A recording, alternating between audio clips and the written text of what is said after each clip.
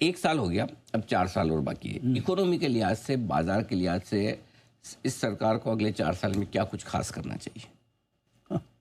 एक कॉम्प्लेक्स मामला है। मतलब भाई हमको तो क्या इकोनॉमिक के हिसाब से समझ में आता है कि I think it is the greatest opportunity to push the growth, not too much. 9-10 नहीं बोल रहा हूँ मैं। अच्छा, 7 वाले को 8 कर डालो, मतलब 8 साढ़े 8 हो गया, बहुत है। 8 साढ़े 8 भी बहुत ज़्यादा है।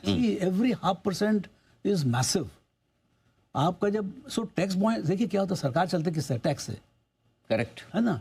बट टैक्स बॉयंसी एट 6.5 से एक्स, आपका 7.5 में आपको 20% एक्स्ट्रा टैक्स आएगा। 1% ज़्यादा होने से आपका टैक्स बहुत जोर से बढ़ेगा। और जैसे भी टैक्स बहुत जोर से बढ़ेगा, गवर्नमेंट एक्सपेंडिचर चालू हो जाएंगे जोर से। मतलब इंफ्रास्ट्रक्चर में मतलब अनपैरेलल बूम हो सकता है। So pushing that growth little bit is very important. That's why इस बार देखिए गवर्नर का स्टेटमेंट में क्या था, we will shoot for aspirational growth. तो that word is perfect, aspirational growth. अब वो एस्पिरेशनल ग्रोथ कोई उसको मेजर नहीं कर सकता, लेकिन इसका मतलब है they want higher growth than 7%। That is what I hear. Exactly. पहले तो ऐसा होता था कि गवर्नर साहब को ग्रोथ बोलने में शर्म आती थी कि मेरा काम नहीं, मुझे तो महंगाई कंट्रोल में लानी है। लेकिन ये गवर्नर है जो एस्पिरेशनल ग्रोथ की तरफ बढ़ रहे हैं, तो ग्रोथ बढ़ाने के लिहाज से जो भी करना है करें। अब आइए मार्केट के लिहाज से, सर कोई नेगेटिव बचा है मार्केट में कि सब इस वक्त सबको सब कुछ अच्छा दिख रहा है कि भाई, मतलब हमारे इंडिया की बात करें, बाहर की तो खैर समस्याएं जो है वो है, बट इंडिया में आपको दिखता है कि कोई ऐसी चीज़ है जिससे डर लगना चाहिए? डर लगना चाहिए? हाँ। अभी देखिए बाजार और रिस्क मार्केट है, कुछ भी हो सकता है, ऐसा नहीं है। यू शुड ऑलवेज अननोन, तो कुछ भी हो सकता है। हाँ, अननोन की रिस्क किसको बोलते हैं? जो नहीं मालूम। भाई अर्निंग ज्यादा है, वैल्यूएशन, अरे भाई तेरे मालूम है वैल्यूएशन ज्यादा है, तो जाके वहाँ खरीदेगा तो मरेगा ही ना। तो क्या है वो, उसको मैं रिस्क नहीं बोलता। आप महंगा खरीदे, उसका भाव गिर गया, तो उसको मैं रिस्क नहीं बोलता हूँ। रिस्क एक चीज क्या बोली जाती है, diversification is the only free gift in the stock market. आपका पोर्टफोलियो डाइवर्सिफाइड रहता है, आप डूब ही नहीं सकते हो आप। Correct. Diversification will save you.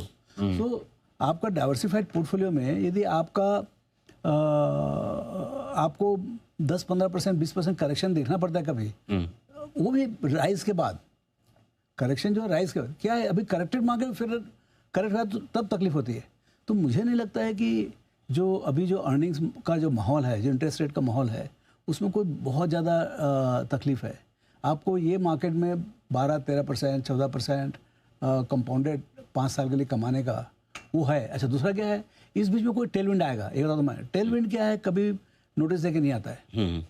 जैसे मतलब ऑयल का दाम $15 गिर गया, तो सडनली कोई ऐसी चीज होगी जो आपको इकोनॉमिकली, जियोपॉलिटिकली बहुत हमने जियोपॉलिटिकल टेंशन देखे हैं। मालूम पड़ा दोनों वार खत्म हो गए, तब मैंने विश्व शांति के रास्ते पे चले जाए।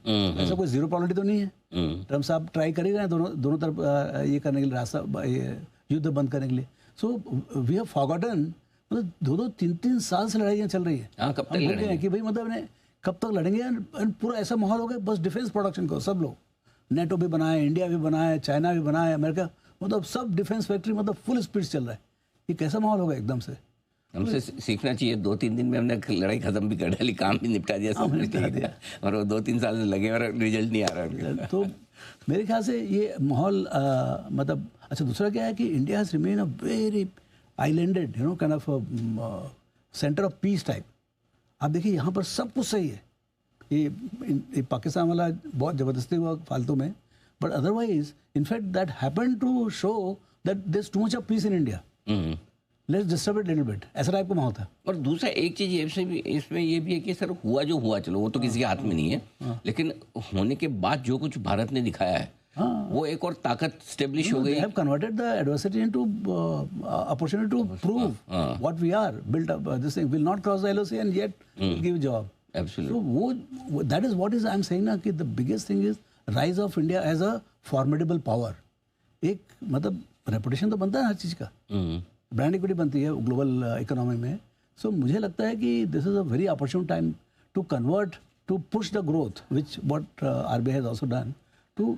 अब वो 8% जाएगा, 8.5% जाएगा, और उसमें अर्निंग्स कितना आएगा ये बोलने, आप खरीद के बैठे रहो चुपचाप। तो आपकी थोड़ी सी जो चिंता है कि थोड़ा अगर कंजम्पशन बढ़ जाए, हाँ ठीक है, थोड़ी उससे ग्रोथ फिर से आ जाए, थोड़े टैक्स वैक्स कम हो जाए, राइट, यही आप चाहते हैं? अभी देखिए हमारी समझ लिमिटेड है। एक मतलब मैक्रो इकोनॉमी मतलब बहुत कॉम्प्लेक्स सब्जेक्ट सर हमारी तो है ही नहीं, हमारी आपकी लिमिटेड है, हमारी तो है ही नहीं, इसलिए हम आपसे लेकिन क्या है, जैसे हमने देखा टैक्स कलेक्शन जो बहुत अच्छा है, तो अब समय आ रहा है कि आप कंज्यूमर को एक तो आप